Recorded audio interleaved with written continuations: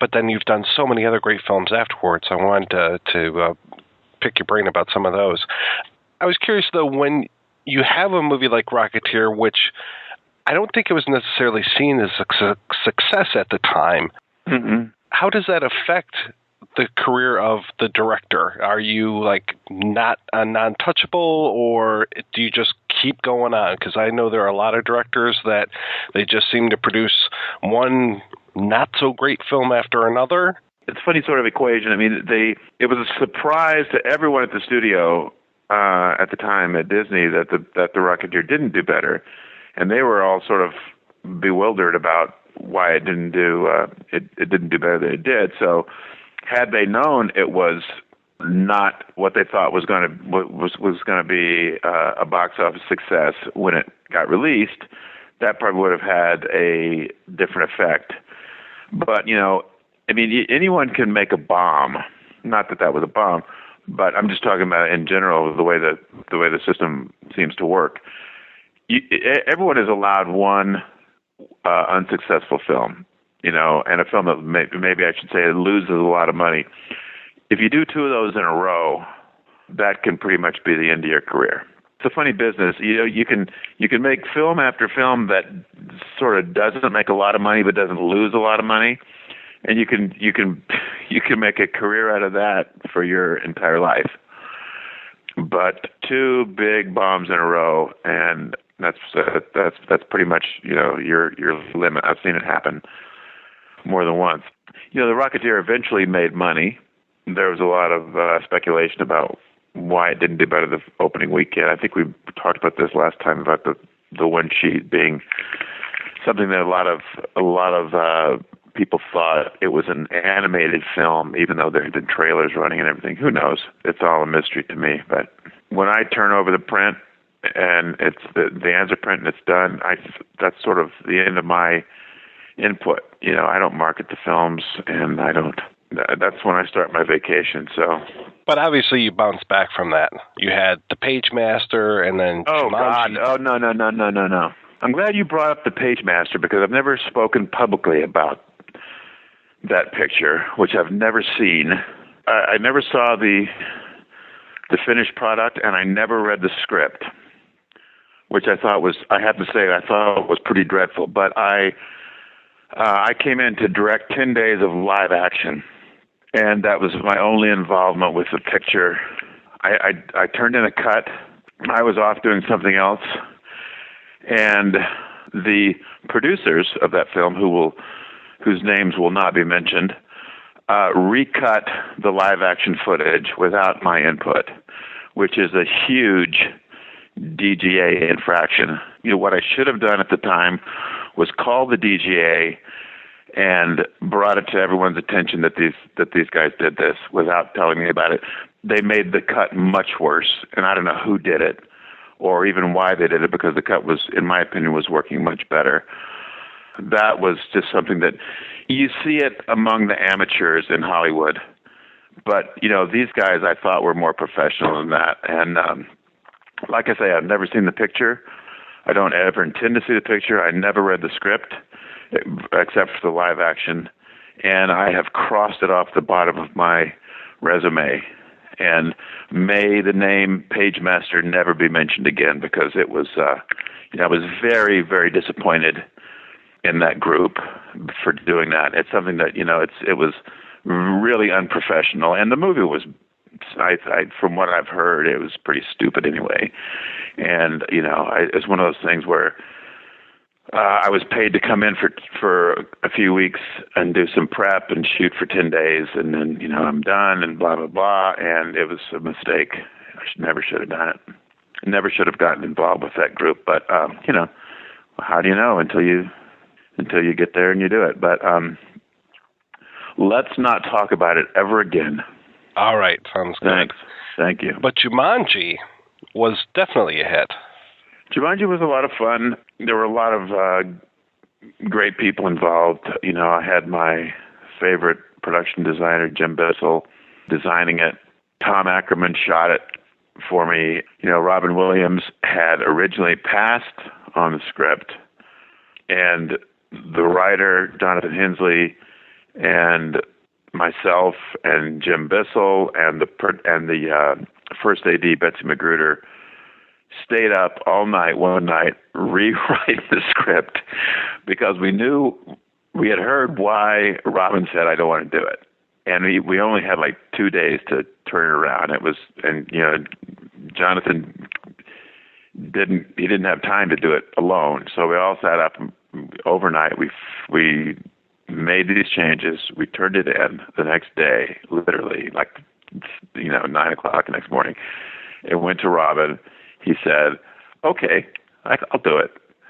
And so it was, it was one of those really weird and wonderful moments, I think, in my career where we sort of felt like we pulled it out of the fire. But Robin and the entire cast they were delightful.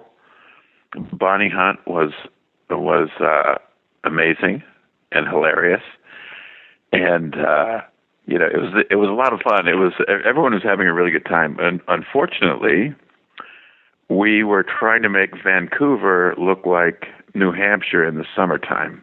We were shooting in Vancouver in the winter, trying to make it look like New Hampshire in the summer. So, I think the whole time we were there, we probably had like 3 days of sunshine. It was ridiculous, but if you're into the story, you don't really notice stuff like that. But it was great. I had a lot of fun. My old pals at ILM doing the visual effects and all at the time was fairly primitive CG animation. It had only been 3 years since Jurassic Park, which was sort of the pioneer of CG animal character animation, with the dinosaurs and everything. And they'd come quite a ways, but they had some challenges like fur, on the lion and the monkeys and things like that. But it was it was sort of a mix because we didn't have the budget to do everything for CG. So we had to build some stuff. We had to build the spiders and we had to build a lion puppet because we couldn't afford to do everything CG. But it was a lot of fun. As I remember, I haven't seen it, of course, since 1995, but I remember, the cast and crew screening was a lot of fun, which is sort of the last time I ever see the picture. It was a pleasant memory, especially for Robin. Robin was a great guy. I mean, everybody said, oh, he'll go wild and he'll just start ad-libbing, and he didn't at all. He never ad-libbed a single line. He would ask for a couple of takes to try something different sometimes after we had done what was on the page and what we had all agreed that the scene was about. And he said, hey, let me try something. And he would do 2 or 3 takes and try a couple of different things. And sometimes it's in the cut, and sometimes it's not. But he didn't ever just go off and start being Robin Williams. And it was great. It was a lot of fun. It seems like you've had movies that have had sequels to them, but you've never really been involved with a sequel other than coming into Jurassic Park 3. What was that like coming into that one? I don't like sequels much. Most film trilogies or beyond trilogy, 4, 5, 6, they're never conceived as sort of these multiple stories. Somebody comes up with a story, and you make a film, and it's successful. So the studio wants another one after that. But after Jurassic Park came out, I saw Steven at the premiere, and I said, Steven, I love that movie. If you decide there's going to be a sequel, I'd love to, be considered for it. He said, okay, great, thanks. So we'll talk later. So he ended up doing the sequel, The Lost World, and then I went off and did October Sky, and he called me and he said, wow, what a sweet movie. Do you want to do the sequel? Do you want to do Jurassic Park 3? I said, well, Steven, I wanted to do Jurassic Park 2. I said, but yeah, of course I want to do Jurassic Park 3. I mean, who could turn down an offer like that? I mean, it's a great franchise, and the toys you get to play with, dinosaurs. And now there we also built animatronic dinosaurs, but it wasn't because we couldn't afford the CG. It was because we wanted more interaction with, the people and like the airplane and stuff like that, where they're really interacting with everything. I really found it to be a real return to form. I go back to 3 as my favorite of the series, actually. I thought that the characters were really there, and the effects and everything. I mean, the effects in the first one, as you were saying earlier, they set that high water mark, and very few films have ever come close to that, which is kind of funny to me.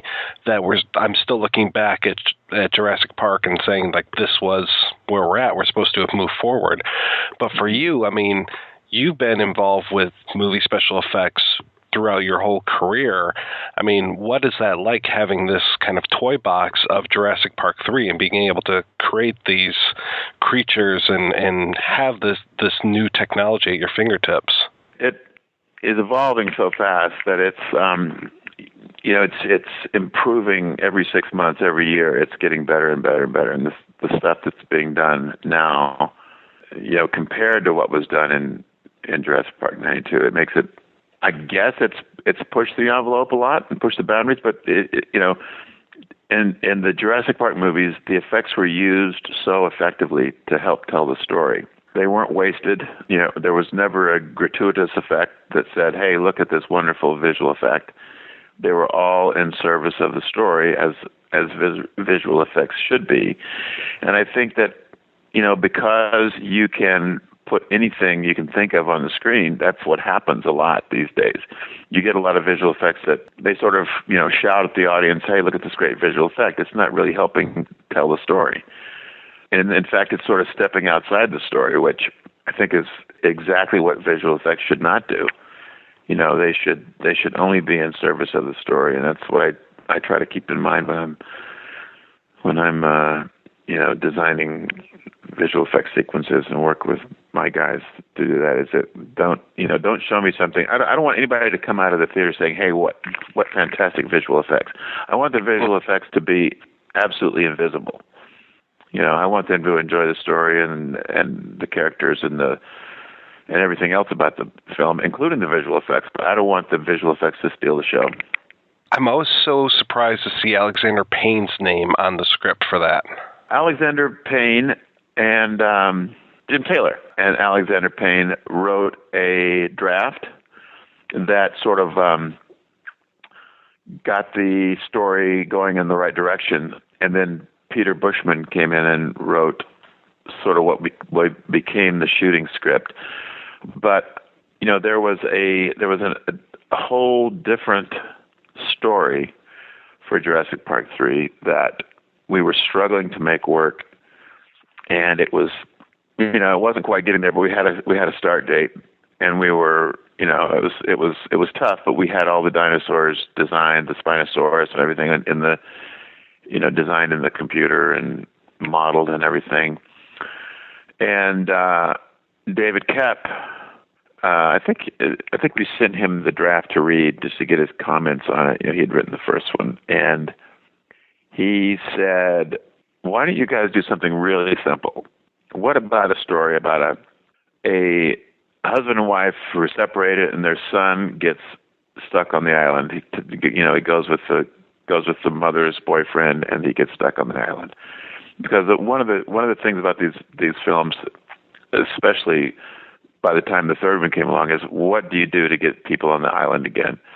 The first time, you totally believe it. The second time, there's a plausible reason for them to go back. Why would anybody go back to this island the third time? And of course it has to be somebody's doing something illegal, and an accident happens and they get stuck. But he came up with this idea, said, "Why don't you guys do something like this?" And it was so much better than the script we had been struggling with to make work. And now we were 5 weeks out. When we started shooting, we didn't have a complete script, which happens a lot in Hollywood. It's definitely not the ideal way to make a movie, but we didn't have a shooting script. Peter Bushman was literally at times like 2 days ahead of the shooting crew. He was running to try to stay ahead of us and get pages and scenes written that we knew we could shoot, in a few days. But it was so. I guess my point is we never could sit back and say, okay, here's the movie. We were in many ways we were sort of making it up as we went along. In fact, when we went to Hawaii to shoot, all of our jungle stuff there, we didn't have an ending. We had to come back, finish the stuff on stage, write an ending, which in my opinion is a little bit abrupt. It's my one of my least favorite parts of that film is that if I feel like it all happens too fast.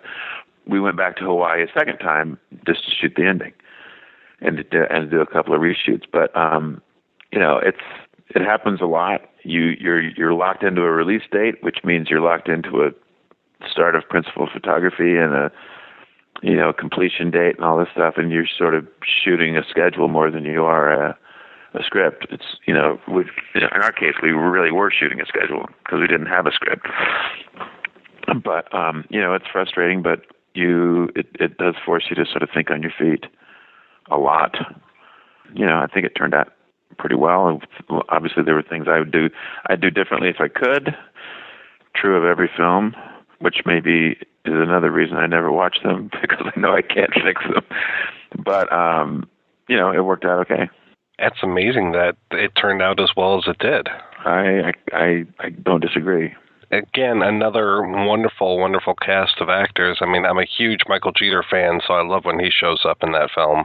Yes, yeah, he was a lot of fun. A great cast all around. Now, I had read that The Wolfman was ready much earlier than when it actually came out. Is that true? It wasn't. I wouldn't say it was ready. We went back to London, and we did a lot of reshooting on that. So there was had it. If you're referring to the original schedule, when we were supposed to lock the picture and deliver it, yeah, from that date till the release was a long time. Was I don't know how many months, but we went back and we reshot a whole bunch of stuff in the fight in the burning house at the end and all that stuff. But the Wolfman, I like The Wolfman because it's such a beautiful film. Shelley Johnston shot, I think, one of the most beautiful films that I've ever seen. And the subtlety of his lighting and the interiors and shooting by candlelight and everything is just amazing. So I really love the way it looks. It's one of those things where I had 3 weeks of prep on that picture because I took it over from another director. And again, you've got a start date. You have to start shooting on that date. So most of my prep time on that was literally saying, I'll take that instead of that. It was like people were bringing me choices. What do you want, this, or this? I said, I'll take that one. It was just, I felt like I was playing catch up with decisions that hadn't been made because no one was there to make the decision. It was pretty frantic, but I found a great crew in the UK crew there that I used exactly the same crew, literally almost down to the person on Captain America. I literally finished The Wolfman, started prep on Captain America, made sure everyone was available, got the exact same crew. It was fantastic. They're great crews over there. They are the craftsmanship and the art direction, the construction, everything is just amazing. It sort of feels like the golden age of Hollywood in a way. With somebody like the Rocketeer, not a lot of people knew who that character was before you took on this project. But with Captain America, the guy's got so many years of history. Was there any sort of trepidation about approaching a character like that? Not really, because I wasn't a fan of the Captain America comic books, so to me, I didn't feel like I had to live up to anything. And I felt like, first of all, I wanted to do the origin story of Captain America, his World War II origins. There was another script that had been written that was sort of, it started in World War II and then it jumped to the present day. I think it had a bookend back in World War II or something. and it wasn't really the origin story. It was a modern day story, which is what the Marvel guys in New York had wanted. They said, let's make it contemporary. And the production guys, Kevin Feige and Louis D'Esposito and Stephen Broussard, agreed with me that it should be the origin story because you only get one chance to tell the origin story, and why not tell it first? So we were able to convince them that, here's a great story. Let's tell the World War II story. We can make it fun for a contemporary audience, and we sold them on it. And I think that, not that I've seen every superhero movie ever made, but I think to me, this stands out as being something unique and different, and it's one of my favorites. And I had a great time shooting it. And the production guys are very, very supportive of the filmmakers.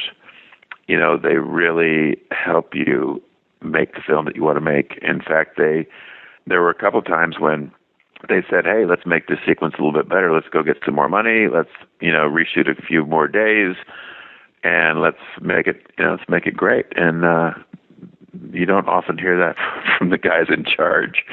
It's usually about how many days can we get this down to, and how much money can we save? Instead of this, how about this cheaper version? And these guys are exactly the opposite. They just want you to make the best movie. So it's great. That was another one where special effects used so well to tell the story, especially when it came to Chris Evans before the super soldier serum. Just the way that you transformed him into the scrawny character, just amazing. It was just, it worked so well, and I just kept looking at it, like trying to almost see the seams or whatever, It was so seamless, so flawless to see that. It was a really arduous process to do that, because we had to shoot every shot that he was in where we knew we had to shrink him down. We had to do 5 versions of it, always 4. Sometimes there was a 5th pass. It was basically the scene with Chris Evans as he normally looks. It was Chris Evans in front of a green screen for the scene with a screen behind him. It was the same pass without him in it, and it was another pass with a body double who was the size of the guy we wanted him to end up being. And then sometimes there was just a clean pass with no one in it. Sometimes there was a pass with just the background and no foreground actors, because we had to take him out of the scene. Basically, we had to take him out of the green screen, shrink him down, and put him back into the scene. We needed everything behind him, So it was a really tedious process to do. And there's this company in LA called Lola that basically did all of the Skinny Steve stuff. They do a lot of mostly commercials, at least they did, before we took them on. Commercials, making people look great.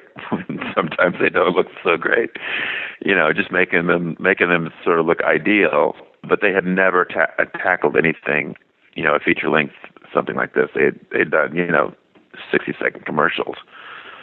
And we had, I don't know how many hundreds of shots we had of Steve, we call them Skinny Steve. But, it was the whole first part of the film. I don't remember exactly how deep we were into the film when he gets transformed, but everything before that obviously had to be, we had to affect him. So I thought they did a fantastic job. I can't see the seams either.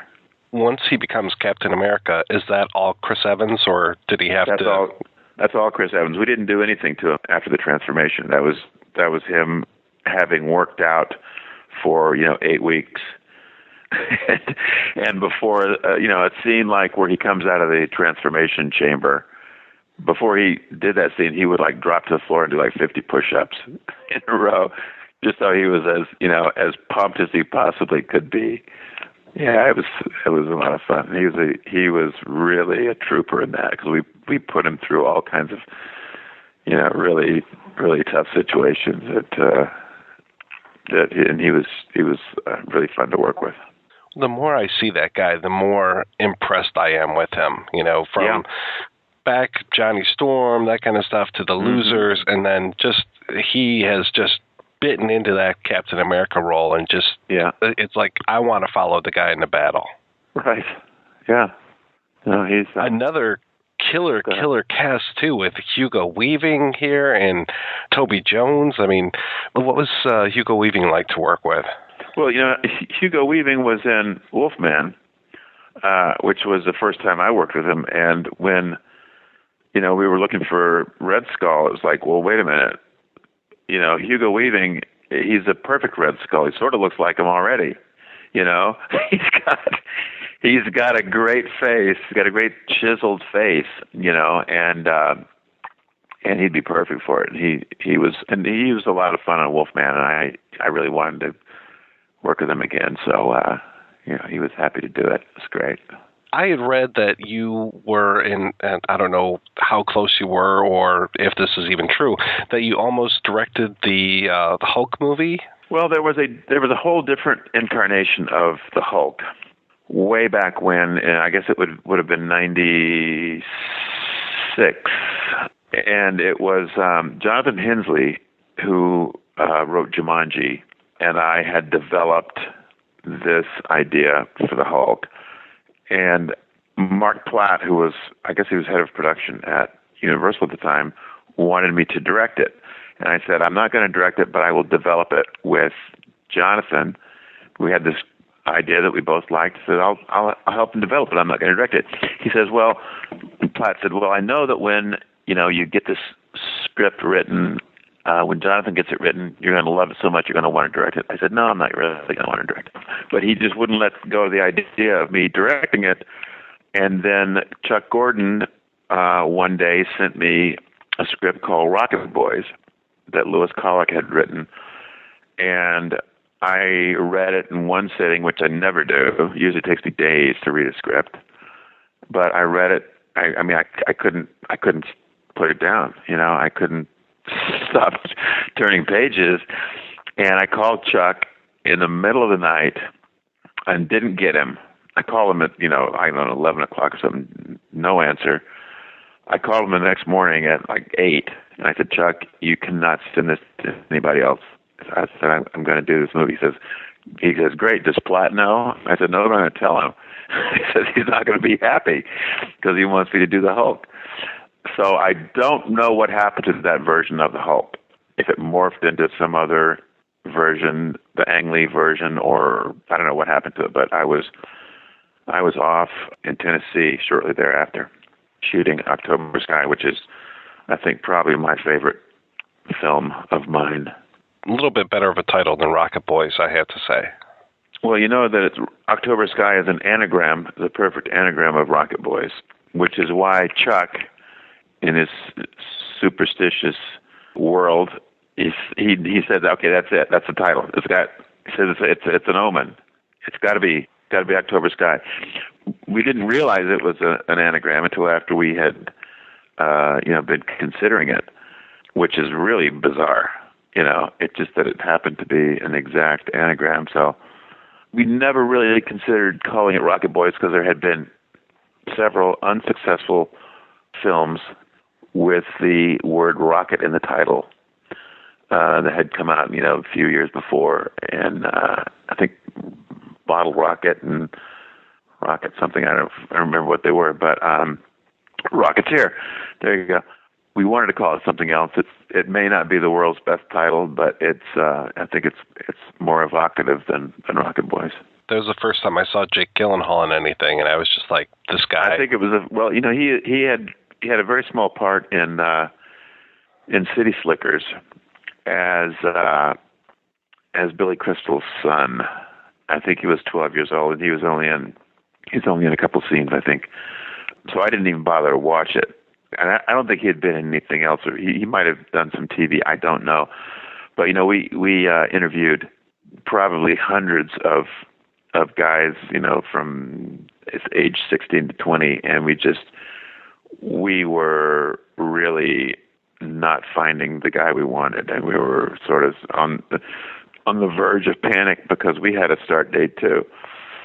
Jake came in one day and he read the scenes and he left and we said, thank you very much, and we all said, that's it. That's him. I mean, he just became that character in the room and sort of showed us who the character was, and it's great when that happens because you suddenly you can focus and say, okay, I know who this guy is. He's Jake Gyllenhaal, but it was really fortuitous that we found him. When it came to doing Captain America, you're kind of part of this Marvel universe now, and kind of the forming of the Avengers and all this kind of stuff. Were you beholden to kind of the interested parties as far as having to make this film work within the larger universe, or did you just not find that to be a problem? I didn't find it to be a problem because the story took place in 1940, or I think it was 1943 or 44 in the story once he gets into the army. So, the way I looked at it was this happened before any of the Marvel universe was even formed. This happened at a time when he was the only guy, basically. He was the first.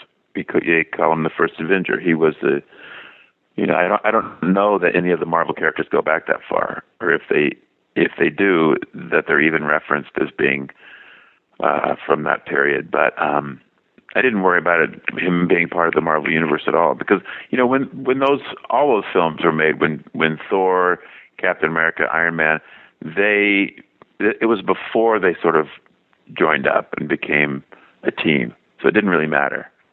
In my opinion, anyway, that I wanted to make him his own man, his own character, and then let him sort of become a part of the team later. Well, I like how they've kind of gone on with some of those characters, the Howard Stark character and the Peggy Carter. I mean, the Agent Carter series was terrific, so it was nice that they kind of were able to use your stuff as a springboard for that. Well, Louis D'Esposito, who is a great friend of mine, shot the pilot for the Agent Carter series, and he said that he very graciously said, I was trying to copy your style when I shot the pilot. And I said, oh, come on, Louis. I said, Louis, come on, you created your own style. But, it does take place in the same period, so there's some validity to what he's saying there. You were talking about the early draft where it was more of a man-out-of-time type story. Did you have any sort of pressure to bring him into the future for the last bit, the third act or beyond? Well, we wanted to end the picture in the present. The last 4 or 5 minutes take place, and we did want to bring him forward. After having been frozen for 70 years or whatever it was. But it was. I think that if you tell that story, the origin story, and that he's going to continue in modern times, you have to sort of tee that up, and I would rather have done it at the end of Captain America than at the beginning of Avengers or Captain America 2 or however you do it. I'd much rather do it then. The pilot that you're working on, can you talk about that at all? I can only say that it's for DreamWorks and TNT.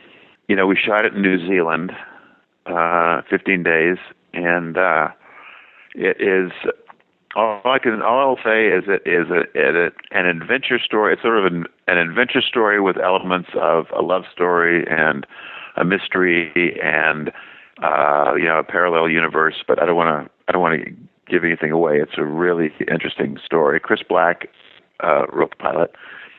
Will sort of be the head of the writing team if it goes to series. It's called Lumen. I think it turned out very well, and I know that Steven is very happy with it, and it goes to TNT shortly, and hopefully you'll be able to watch it. You'll be able to watch the first season next year sometime, but we'll see. You were attached for a little while to making a film about John Gotti, or In My Father's Shadow, I think it was called. Is that still going on? No, that has sort of gone away. I think there have been many attempts to make that story. It was one of those things where the story was there. We had a great script, but the money didn't come through, and it came time for me to go do something else. You know, I mean, it's tough to get independently financed film off the ground these days, and it's tough. It gets tougher all the time. You know, to get a movie made, but at least a movie that you want to make. There's plenty of movies out there that I could probably get onto that I don't want to make, but you know, I'm past that point in my career. You know, I'm not going to do anything I don't want to do. Yeah, it seems like with Lumen, if you're heading towards television, that seems to be the way that so many of the directors that we talk to for the show have headed or are heading, just because it seems to be the place for storytelling and being able to handle, you know, longer arcs and having that control. Yeah, it is. It's there's a really interesting market, you know, for almost anything, any kind of story, any genre, any idea, really. There's so many venues for a series, whether it be a limited series or a mini series or, you know, an ongoing thing, that if you have an idea that is commercial, there is a network or a cable venue that you know would probably be interested, and it is a much better way to tell a story. It's a very different way to tell a story, not necessarily better, but it's, you know, in TV you focus on the characters, and it's much less about the plot. You don't worry about the plot because you can, you know, the plot can evolve, and you can change the plot. If you're shooting episode 5, you can change the plot in episode 8, you know, that you haven't shot yet. So, but it is much more about the characters and how they evolve and how they, you know, they change. And I really like characters who you think they're the good guys and they turn out to sort of be the bad guys, you know, and then they come back later and be the good guys again. You know, I was a big fan of Justified for a long time, and the characters did exactly that. You didn't really know who you were going to be rooting for, you know. Television is interesting because it is so varied, and it's easier to get something off the ground. You know, maybe it doesn't pay quite as well, at least up front, but you know, it's a lot of fun, and I have to say that television actors are amazing. I mean, the cast that I had on Lumen, I mean, they show up, they know their lines, they hit their marks, they're great. You say, hey, can you try it this way? They do it. It's like, oh my God. It's like a dream, you know, and they don't really have egos. I'm sure that's not true across the board, but you know, I just had a great time with the cast on Lumen. Great cast. Going all the way back to the beginning of your career, being involved with Star Wars and with Empire and Raiders and all these things, how often do you get calls to be like, hey, we need somebody for the special features, come on and give your 2 cents to this, you know, documentary or whatever it is kind of thing? Not so often that it becomes a burden. I just did one with Roger Christian, who was the UK art director on Star Wars. And we had it was really interesting. It wasn't so much an interview as it was just a conversation between the two of us, because we had been working on the same film and the same elements of the same film, but we had never met. We'd never spoken. He was in the UK. I was at ILM in Van Nuys, and then later up in Marin County. So we knew a lot of the same people. We had a lot of the same but different stories about different parts of the film, and it was a really interesting thing. But you know, the interviews, they sort of feel like they're all the same. They ask a lot of the same questions, and you know, there's only so much you can do with that. But they just put us in a couple of chairs out on the deck of the tech building at the ranch, and just had us talk about it.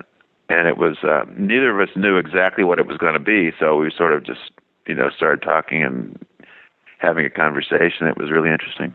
Are you still waiting for the phone to ring and for somebody to do like the definitive Howard the Duck story to bring you on for that? I worked very briefly on Howard the Duck. I don't think there's enough fans of Howard the Duck to warrant an interview, but I worked very briefly on Howard the Duck. I did some aerial sequence design and a little bit of second unit, but that was a sort of a troubled production too, and I sort of got tired of the trouble, and I went and did some other things, but it was certainly a passion project for somebody. And it has its fans. Every once in a while, I'll meet somebody who says, "God, I love that movie, Howard the Duck." Okay, oh, good. He showed up at the end of Guardians of the Galaxy. Maybe Howard's going to have his time back in the sun again. Wow, wouldn't that be great? He can be CG this time. He doesn't have to be a small person in a feather suit. Yeah, God, that must have been so uncomfortable. I don't want to know. Well, hey, thanks, Joe, so much. This has been great talking to you. Thanks, Mike. Best of luck with Lumen. Thank you. I hope it gets picked up, and if so, I hope it goes back to New Zealand. And if it does, I would love to do a couple episodes just for fun. Yeah. But anyway, like I say, I hope you'll be able to watch it next year.